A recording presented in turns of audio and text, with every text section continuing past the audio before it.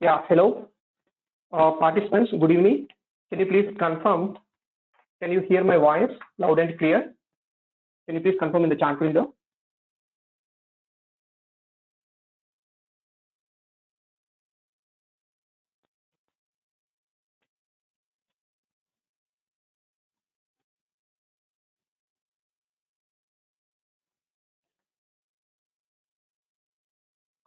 Yeah, Mamata Singh, Mahmood, Mukund, Sandeep,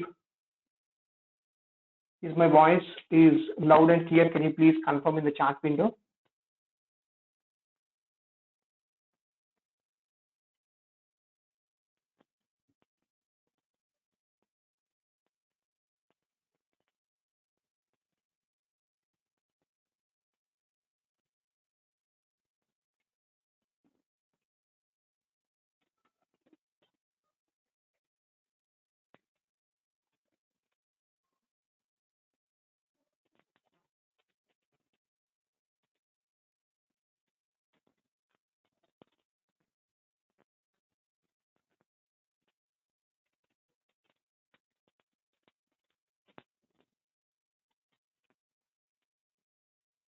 Yeah, Abhijit, just let me know when I can start the session. Yes, yes, you can start because you are audible clearly.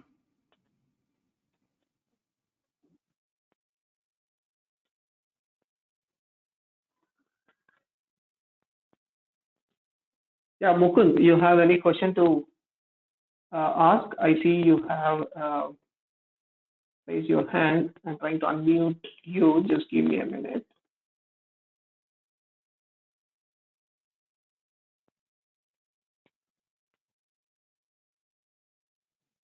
Yeah, please. Mukund, do you have anything to ask?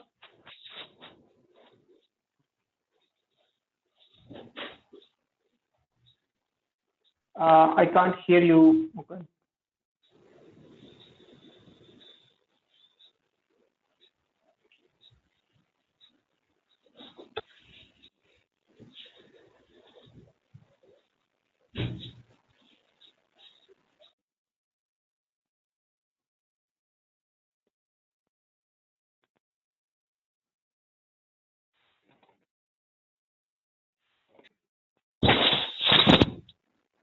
Hello. Okay, audio is not clear from my side. Yeah, audio is not clear.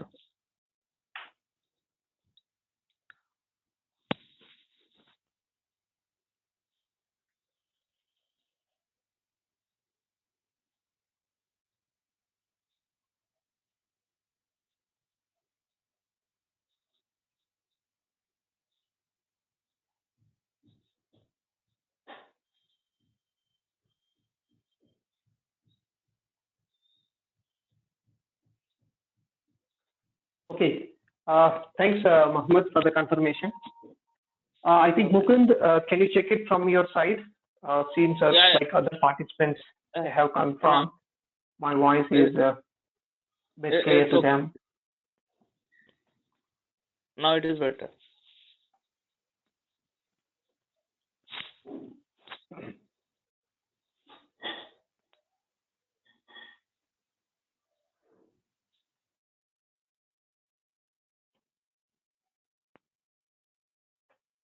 Yeah. So if any communication, if you want to share any information to me, just please drop a message me in the chat window. Seems like there is some audio issue from the participants. I can't hear the participants' voice. So the only way to communicate to me is through chat window. Okay. Okay, guys. Thanks for joining into the blockchain demo session from the Jobs Academy. So my name is Venkat. So I'm just giving a quick overview about myself. So myself is a Venkat. I have close to 15 years of experience in IT, and I worked into multiple technologies in IoT, blockchain, and I can say it's a telecom experience as well. So specific to blockchain, I have close to 3 years of experience. as a solution architect and lot of development into the full stack of the full stack of the blockchain. Okay, so this is a quick overview about my overall experience into IT and specific to blockchain. In blockchain, again, I have worked into multiple areas. One of the platform, most of the time I was spent in doing development into the Ethereum platform, Ethereum blockchain platform. And recently I am focusing more on Hyperledger Fabric also. Okay. Okay, so this is my experience overall and blockchain experience. So what we are going to focus in our today's session is we will go through the definition of the blockchain and the demand of the blockchain coming from several enterprise companies. Okay, why the demand is coming up. Okay, and what is the basically a benefit for the companies, right? And if it is benefit for the companies means definitely there is a lot of job opportunities as well. Okay, so let's try to understand the potential of this technology. Okay, and we will focus on understanding a little bit of the blockchain and the future potential of the blockchain. Okay, and before these two things, we need to understand, is there any successful story of this blockchain also. Okay, so that is our major agenda of our today's discussion. So I don't have a slide to show that the agenda, but I will directly jump into understanding about describing the overview of the blockchain, mainly taking a little bit into the history first. Okay. So let me explain about the history of the blockchain a little bit, and after that I'll go into understanding why this blockchain is helping a lot for the industry. Okay. After that I'll go into internal software. Okay, you can see from my diagram, it talks about different stages of the evolution of the payment systems. Okay, you can see from 2009 onwards, there is a new, I can say, a type of a currency was introduced. Okay, we call it as a cryptocurrency. Okay, I think most of you hear about this. Bitcoin is one of the cryptocurrency which is have a lot of price fluctuations in terms of the demand, and there is a lot of restrictions from the government, don't buy, invest into the Bitcoin. And now again, things are a little bit changed, now they're accepting Bitcoins, at least in India, okay, and across the world also, they're a little bit moving towards the Bitcoin. Okay, so why there is an introduction of a new cryptocurrency or a type of a currency in 2009? Okay, we need to understand that a little bit on it. Okay, so and you can see from 2009 onwards, there is a lot of transformation happened in terms of this cryptocurrency. Okay, and you can see the major transformation happened in 2015. Okay, from 2009 to 2015, there are some few things happened in the financial markets. There is a lot of payment systems, people started using the Bitcoin. Okay, and after 2015, you can see there is a lot of adoption is coming into the market. 2017, there is a big wave. 15 to 17 is a very big wave of cryptocurrencies went into the market. Okay, and now the things are a little bit stabilized. Still, the market is going on into the going on in that separately. Now, the very basic question is why this was introduced.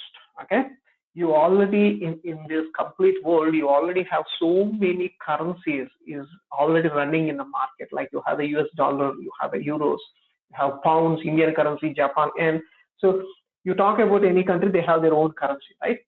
And instead of everybody is having their own currency, why you need to have another separate currency called cryptocurrency, right? Why it is required? That basic understanding we need to think about it first. Okay, so let's understand this a little bit. Okay, so the point of introduction of this Bitcoin is to have a universal currency.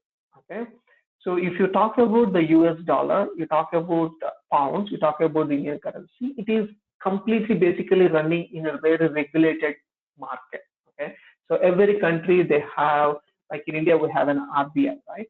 And you go to the United States, they have a federal government. So every country they have a regulated monetary I can say a system which is developed and which is completely controlled by that particular governing body in any country, and even it is complete world is developed like that, right?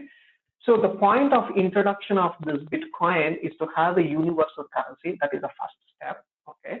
And the second step is there are a lot of challenges in terms of your banking system, okay? So let me go to the next diagram to explain why this Bitcoin was introduced. Okay, so when you talk about, because the Bitcoin is also a currency, right? It is mainly impacting into the banking system. Okay, that is the reason I'm keeping a slide which talks about the current banking system. If you see from this diagram, there are two people who are doing a transactions with the bank. Okay? And you can see in this diagram, it's a very simple transactions. You send the money from $10 to $10 transaction from John to Kate. So in this transaction, the banking people, they're charging some commission. Okay, you can see the commission of close to $1 commission is charged out of this. If the volume of the currency is increasing, the transaction is increasing, obviously the commission also will have a benchmark. It has a higher range and have a lower range. So the point here is, in this current banking system, your transaction is basically controlled or even monitored by the middle persons like a banking system. Okay, so this is what they develop and we are following and we are adapted to that, right?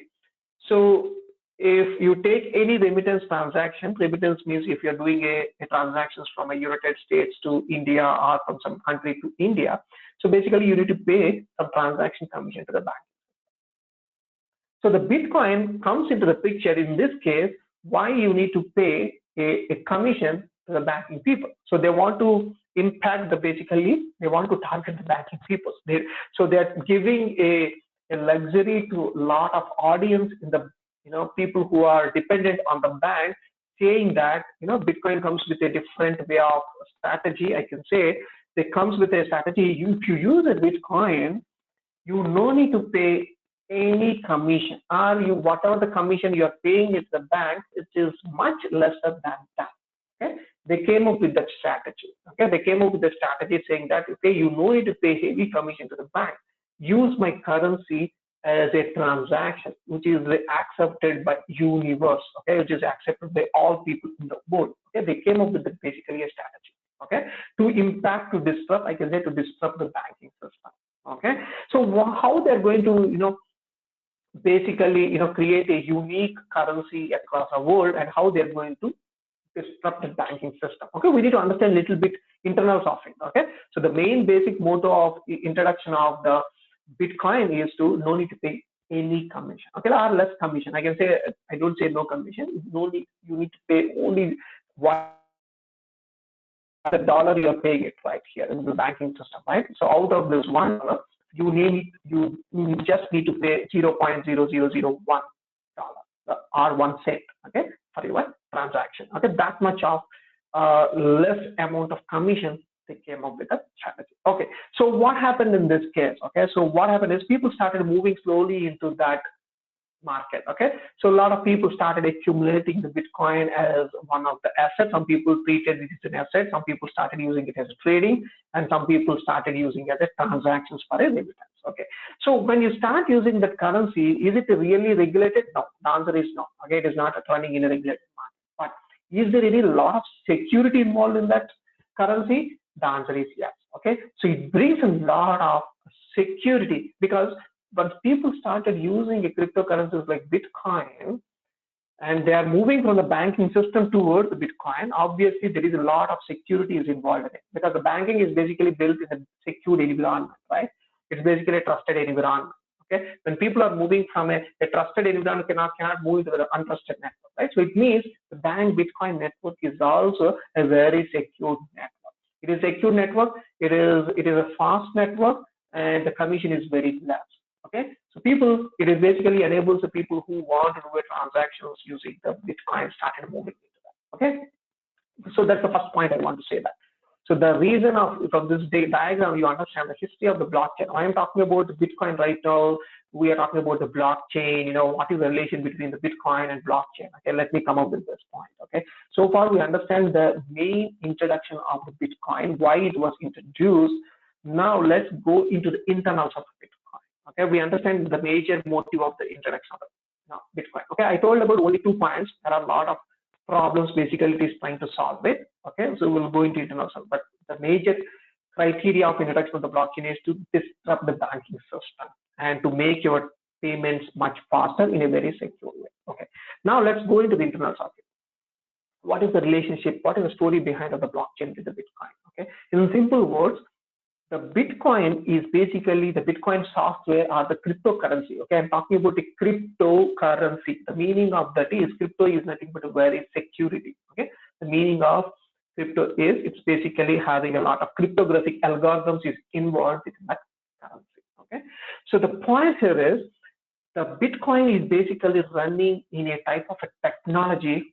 In simple words, I call it as a blockchain technology. Okay, so it uses a lot of software modules. Okay, when you go into the internals of the Bitcoin, it uses basically a lot of software modules. Okay, one of the module it uses a database. I can say one of the database they call it as a distributed, decentralized based ledger system. Okay, so most of your banking systems. Let me draw a small diagram to explain this in a better way.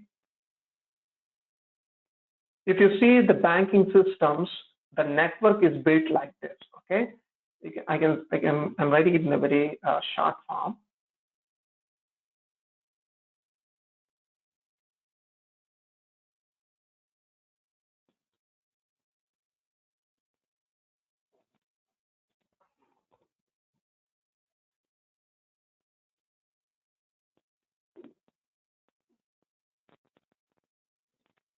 Okay. Let me draw a small diagram here. If you see any banking system, okay, let's consider this is a banking network, right? So in this banking network, if any person you consider, if they want to communicate to any person in the network, okay? So communication means here the banking server will be there, right? So if this guy want to communicate to the person too, he need to reach out to the banking server. Okay, so this guy is the middle person, and all your database, okay, all your person's database and even P2's database is basically located in the server, right? So this is called your centralized based database system. Okay, your banking networks or even most of your the supply chain networks, or you talk about your enterprise based data. Okay, all your, for example, let's talk about Amazon application. It's a huge amount of data you are going to collate at the end of the day, right? So all that data is basically stored at one location or different servers in a centralized network. Okay, so the point here in a banking network is the biggest challenge is if the server is down, okay, and they need to maintain a lot of backup servers. Okay, so let's consider this is a server A. If this is down, they need to bring up the server B. Okay, they need to bring up the server C. So what happens is in this process of maintaining all the different number of servers, their maintenance cost is too high. Okay, so the point in comparing with the banking system, I'm talking about the Bitcoin now. The Bitcoin network or even the blockchain, because the Bitcoin internally using the technology based on blockchain. Okay, so the architecture, I'm talking about the architecture of basically comparing with the bank with the Bitcoin network, because the Bitcoin intent is to disrupt the banking network, right? You think about how many banks in the world, there could be like hundreds of banks or thousands of banks on one side, and on the other side you have only then Bitcoin itself only. Okay, think about how it is going to do I can say how the market is going to be compared, right? So you one coin in one side, one cryptocurrency in one side, and you think about all the banks in the world is on the other side. Okay, you see the comparison. So because when you want to impact such market, how that architecture of the Bitcoin is basically is developed to understand is really important. Okay, so that's the reason I'm trying to draw this diagram. So in Bitcoin, what happens is this is basically a centralized network, right? So in this centralized network, so when you are moving from the centralized to this, we call it the decentralized network. Okay, I'm not writing the full names. I'll show you this names in the slide. So when we are moving to this decentralized network, so the architecture of this database maintenance is no more there as part of the Bitcoin. So what happens is you have a person one, and you have a person two, and you have a three and four. So all the storage of the data, okay, whatever the storage of data you want to store in the Bitcoin network, is every individual is going to store it. Okay. So initially you have a problem when the data is stored at one location. If this is down and you have a lot of huge maintenance of data has to be maintained by different servers. Now the point is each individual they're maintaining the data. Of course, there is a lot of storage constraints as part of this architecture definition, but the storage is no more a constraint as part of the Bitcoin, because right now the big data evolution is happening and even the storage space is reducing drastically a lot. So storage space is not at all a constraint as part of the Bitcoin network. Okay, so such way of storing the data in a network, we call it as a decentralized distributed ledger network. Okay, so Bitcoin has come up with a different architecture, saying that in a banking network, you are basically a centralized network.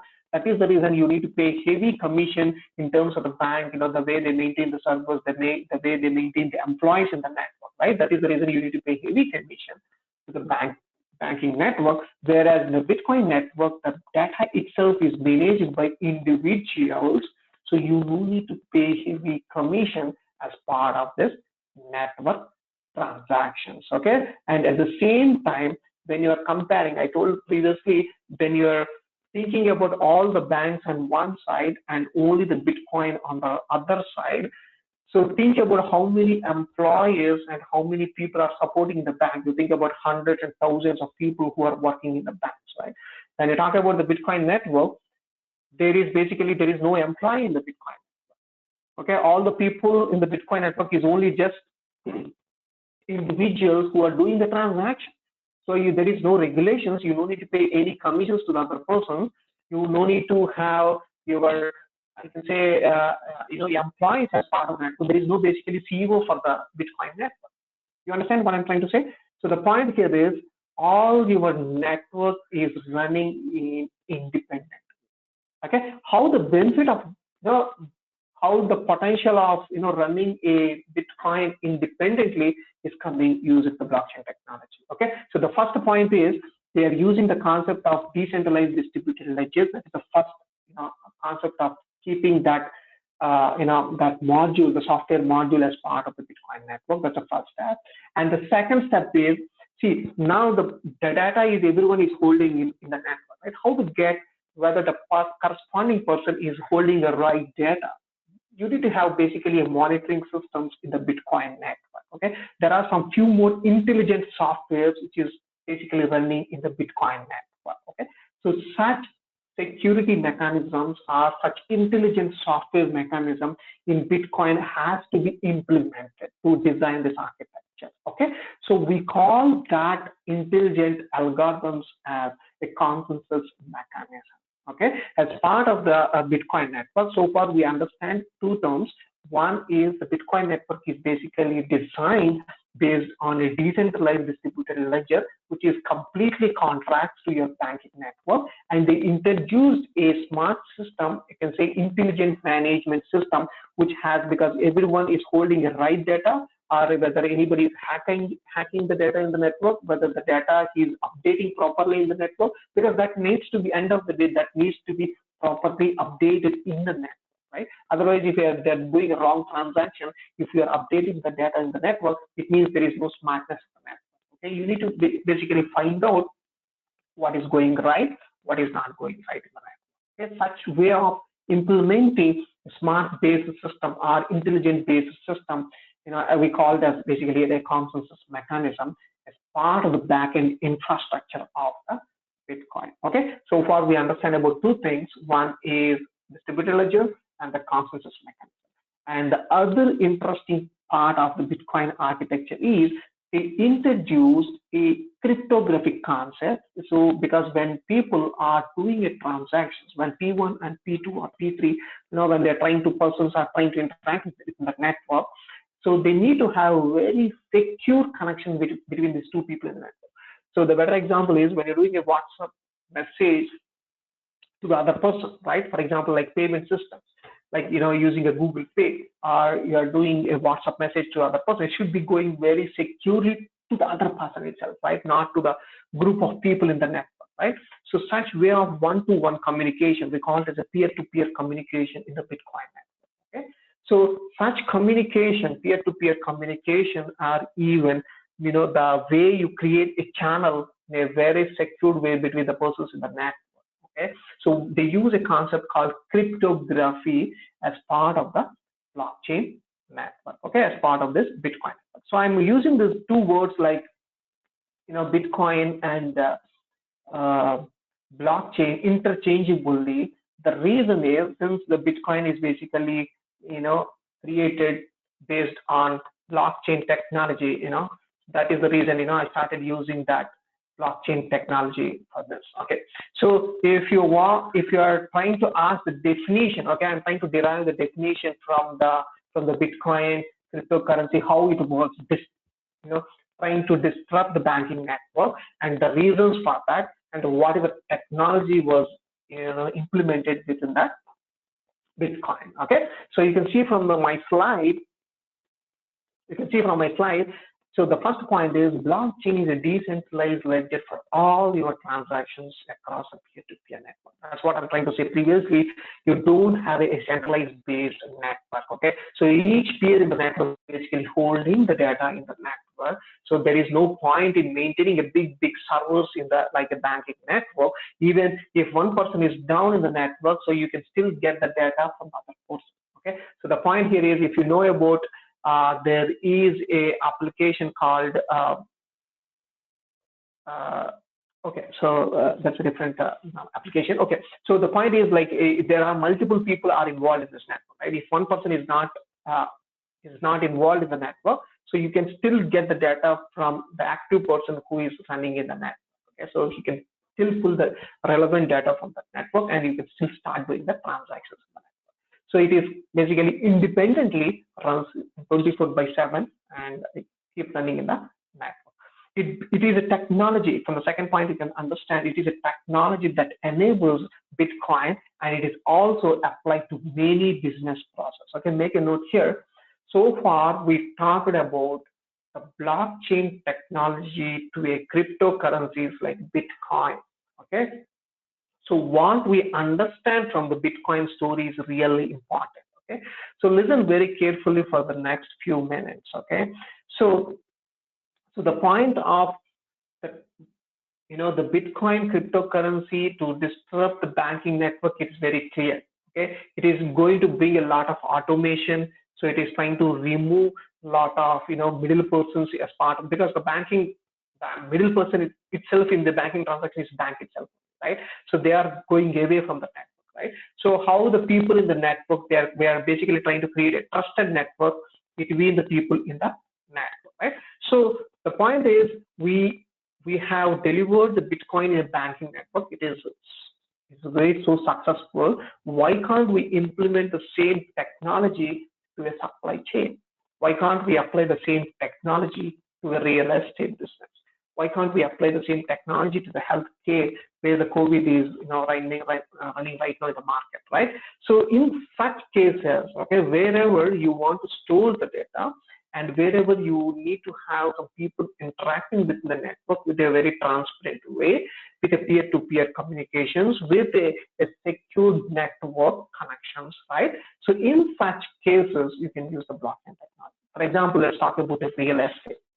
So in real estate, for any transactions to happen, you need to have two people as part of the network. You need to have a buyer and you have a seller of a property, right? In a Bitcoin network, also one person is sending the money and another person is receiving the money. In terms of the Bitcoin, Bitcoin is basically asset in the Bitcoin network, right? So you're using the blockchain technology over there. So the point in the real estate network is you're basically using the blockchain technology over there. You are trying to do a digital transformation or a digital asset of the properties in that network, okay, in a real estate blockchain network. Understand? So how this technology is basically enabling and other business process, that understanding is really important. Now the industry is moving towards that area.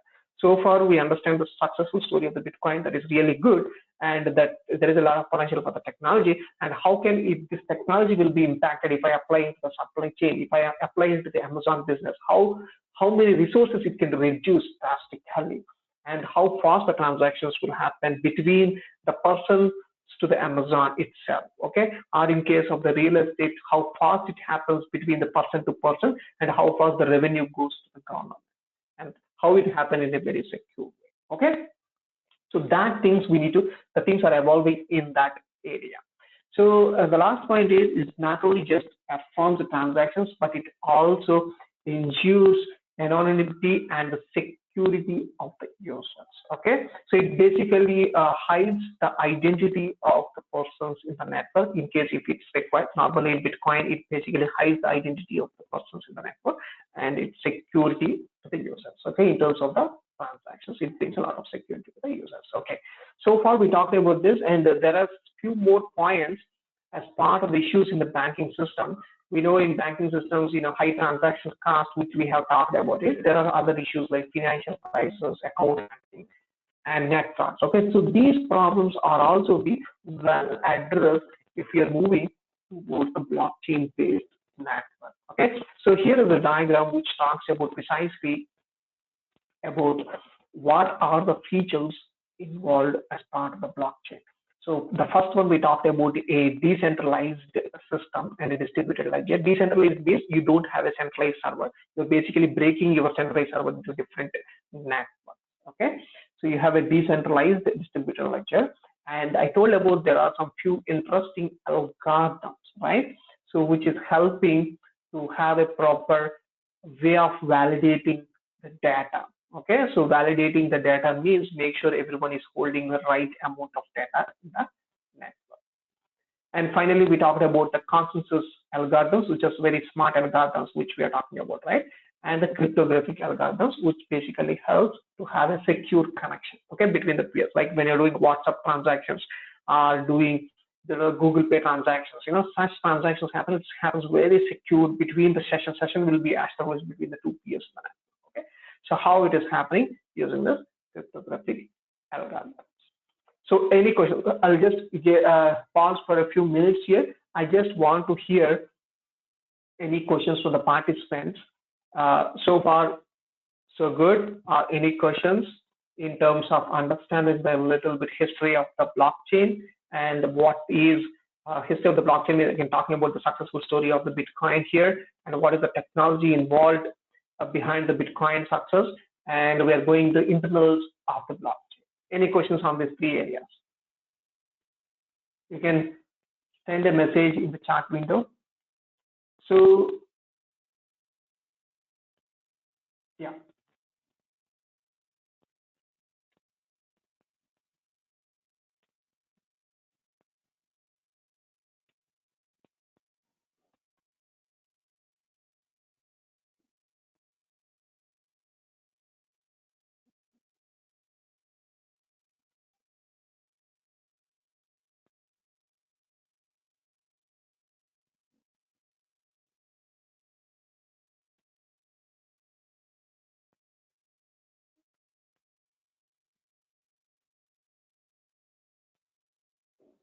Okay. I'm assuming there are no questions. Okay. So I'm going to go a little bit on to this blockchain transaction process, and after that, I'm going to talk about I'm going to conclude with my how blockchain is basically helping the industry. Okay, that I'm going to talk on that. You can see here the transaction process, which is nothing but when you are initiating a transaction of a Bitcoin from one person to another person, how the transaction is happening. Okay, so that transaction process is how it is happening from one person to another person, how it goes into the network, how the validation is happening in the network, and how finally it reaches to the other person in the network. Okay, so we need to understand that a little bit in this. So you can see when anyone is initiating a transaction in this Bitcoin network, you can see here there is no centralized server. Okay, so all this network, blockchain network, is basically happens using the person-to-person communication in this network. You can see from this diagram is exactly how the network looks like. Okay, so this is basically a network, and when any transaction happens in this network, okay, so there is basically a concept called mining. Okay, so there is, these guys are a middle persons in the network. These guys are not like banks in the banking network. In a banking network, the banks act as a middle persons. They can control all your transactions in the network in case if they see any abnormal in your transaction. So they have a control over your transaction details. Whereas in this case, they basically have a validator. They are just middle persons. Just whatever the transactions you do it, they just make sure it is transferred to the other person. We talked about the distributed ledger, right? So it means these guys are contributing to the distributed ledger. You can see here the meaning of blockchain, right? So they create this block and chain. Okay, so I'll talk about what is this meaning of how the derivation of this blockchain comes into the picture. Okay, so you can see here any transactions you do between any persons in this network, basically they keep your transactions. For example, if your P1 is there and you have a P2, both are doing a transaction of close to 2 bitcoins. So these Bitcoin, they keep it under a transaction. Okay, they call it as a transaction. So under this transaction, TX1, we call it as a TX1. There is a P1 and P2. You can say from P1 to P2. So there is a value of close to 2 bitcoins happen, right? So this is basically a transaction one is created, right? Like that, you can bundle so many number of transactions. You can keep all the transactions in a data structure. We call it as a block. Okay, it's a type of a structure in terms of the software. This is all in terms of the software only. Okay, you call it as a database. You keep bundling up all your transactions and you keep it as part of the block. Okay, now this block will basically integrate it into your existing blocks in the network. Okay, so you have a block one and there could be other blocks in the network. All these blocks will be chained together. Okay, they're creating a chain of blocks and they will be stored in the network, and this chain of blocks will be published back to everyone in the network as part of the distributed ledger. I talked about previously distributed ledger, right? This distributed ledger is nothing but this chain of blocks. Okay, so the point here is the way they are trying to store the data, there is a mechanism is involved. Okay, so from that mechanism itself, only the the technology name, the blockchain, the name was derived from that. Okay, so the main intent of creating a data in terms of the blocks and create a chain between the blocks, so they are having a lot of security. They are getting a lot of security in the way they're storing the data. Okay, so how they're going to create a security means because they are creating a lot of references. Okay, when you're creating a block and we are creating another block 1 and block 2, and they're trying to create a chain between this block 1 and block 2, it means there is a reference. It means block 1 will understand what is my next block in the network. Okay, if somebody is trying to change there is a mechanism called hashing. I'll talk about in detail about that. So the point here is they use a lot of hashing mechanisms within the blocks, within the network. If anything change in the hash values, the blocks will refer to some other block in the network. Okay, so there is a slight, I can say, strong correlation between the blocks storing in the network. Okay, so block 1 will have a very strong reference to block 2, so that they have a chain of blocks properly linked up and they store the blocks within that network. Okay, so basically the blockchain, when you're talking about why this name was derived, it all depends upon the way it's storing the data. Okay, so here is a simple transactions. Okay, when you're doing the transactions in the network, it's basically validated by a person called miner, and the miner will validate the transaction, and he keeps the transactions as part of the block, and he's putting that block again as part of this distributed ledger, and he's pushing this data to every peer in this network. Okay, so this is a simple transaction. So as part of our session, as part of our training, so what we will do is we'll understand how a blockchain transaction, a real blockchain transaction has to be done. Okay, so we'll talk about some wallet, we'll talk about some simple cryptocurrencies. It is only a test cryptocurrencies we'll install in our systems, and we'll do the transactions, and we'll try to create that block, the distributed ledger based transactions, and we'll store the data in our network and in our computers. Okay, so we'll do the transactions, and there is a platform called Ethereum blockchain platform, and we are going to go through the complete Ethereum blockchain platform. Why only Ethereum? We're talking about is Ethereum is well accepted right now in the market. Okay, so there is another blockchain platform called Hyperledger that is also catching up very fastly in the network at the enterprise level.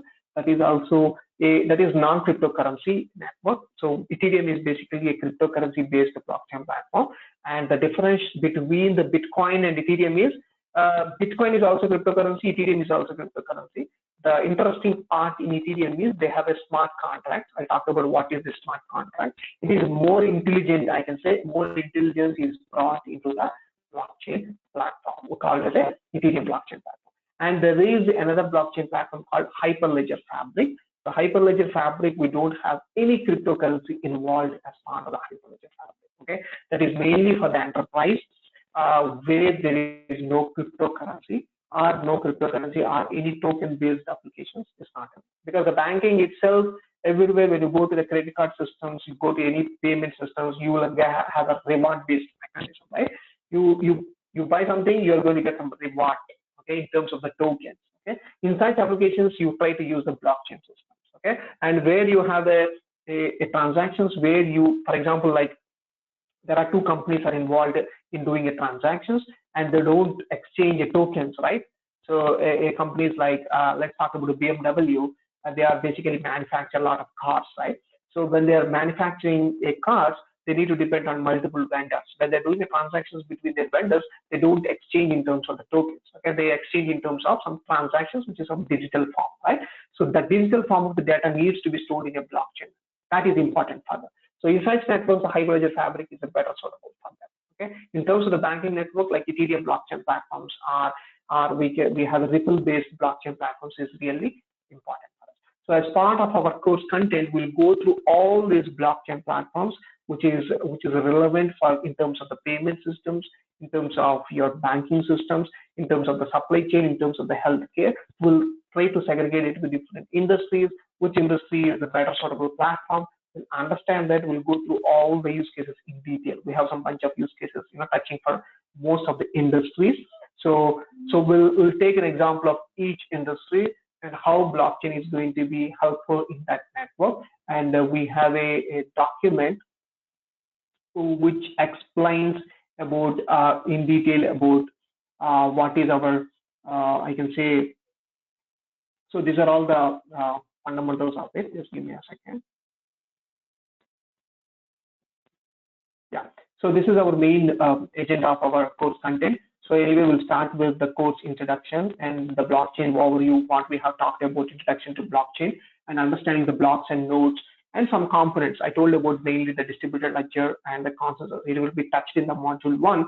So in the module 2, we'll talk about in depth a little bit into the cryptographic and the mining. So we talked about the very high level, who is the miner and what basically his rules and responsibilities as part of the blockchain. As part of the module 2, we are going to talk about it.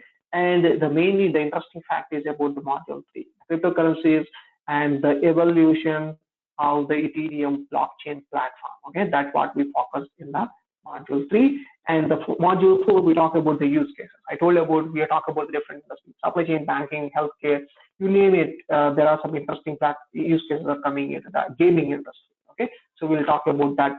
There are some interesting use cases comes into the refurbishment business areas. So even Flipkart is from India is very actively looking into that area. So we'll talk about that. Blockchain consortium models. So consortium models. So other than Ethereum, so there is basically a community of the companies is coming into the network. Okay, we call it the Hyperledger. Okay, we'll go through the Hyperledger based blockchain platform as part of the module 5. So the consortium models. So in Ethereum, we talked about in module 4, right? So we have a little bit enhancement called as the Enterprise Ethereum Alliance. Okay. So we'll talk about in detail how Ethereum can be adapted at the enterprise level. Okay. What is the basic change they need to do it? So far, we understand Ethereum is another cryptocurrency. You can Google the price of the Ethereum currency when you want to use the blockchain platform for the cryptocurrency. If you are using for the enterprise, you don't want cryptocurrency. You need to discount the cryptocurrency. And what is the modification you need to done for the blockchain platform? Okay, that we are going to talk about in module 5. And apart from this, we'll touch on the Hyperledger and the future of the blockchain. Okay, so this is anyway the use cases which we are going to talk about it as part of the module 4 and the module 5, right? It mostly reflects in the module 6 as well. Okay, so the tone of the module 4 and 5 will comes into the 6, which talks about the future of the blockchain adoption at the enterprise level, what type of use cases it basically creates a lot of revenue for the companies, that we will talk about in detail. And there is a certification which we have planned based, whatever the understanding of all these 6 modules. We have some few small examinations planned for that, and a certification will be, issued accordingly on it. So this content is completely from Triple C, so which is completely associated from Jobs Academy. So this is a completely cloud certified